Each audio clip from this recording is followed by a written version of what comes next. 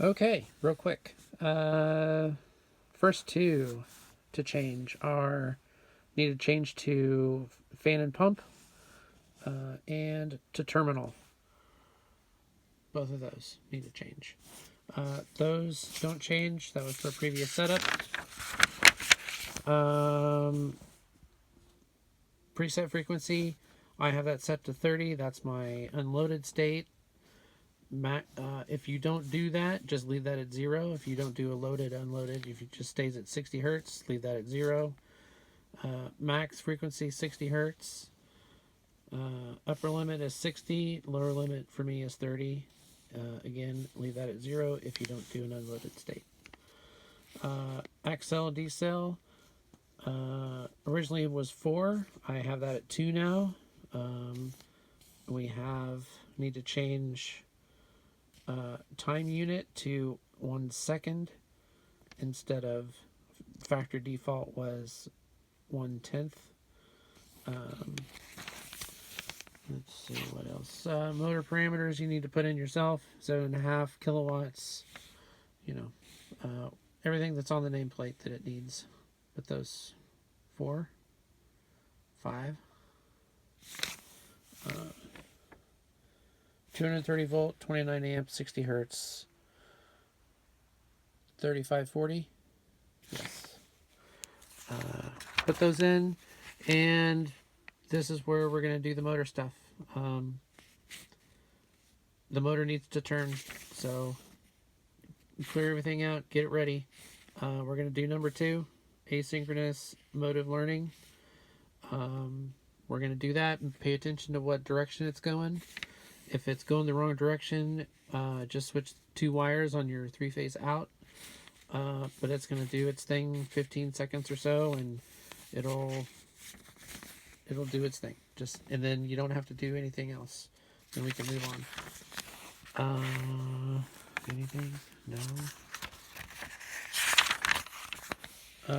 These are my controls that go into the compressor cabinet that I'll talk about in the next video.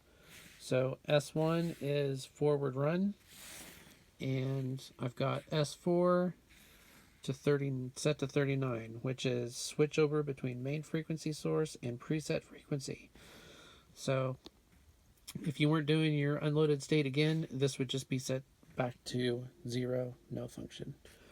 And you'd just be running on number 1.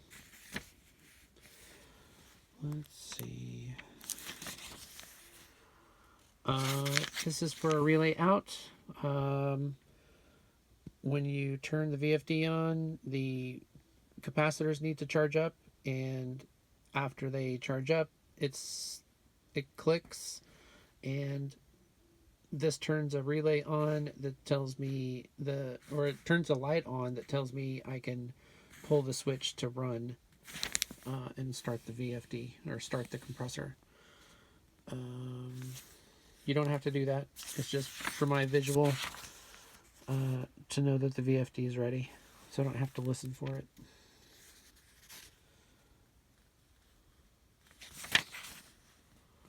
Let's see.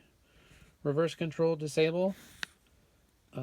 Yes, number 1, disable that.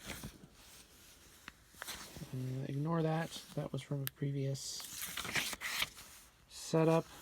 Here's the important one. Input phase loss or power loss protection. There's 2 settings here. Input phase loss, you need to disable that. It comes enabled.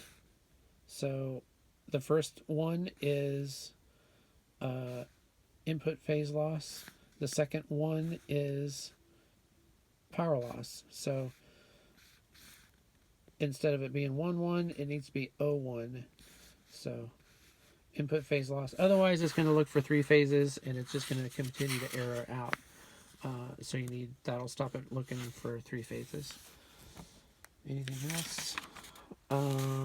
No. Oh, there's a jumper that we need to look at. I don't remember what it is right now, but there's a jumper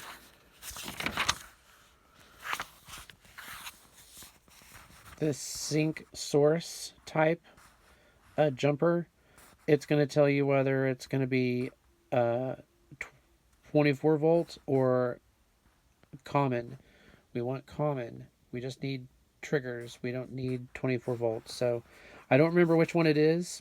I'll clarify that on the next video, but that's the other switch on the VFD that we need to make or make sure of. Anyway, that's it, and I will see you in the next video.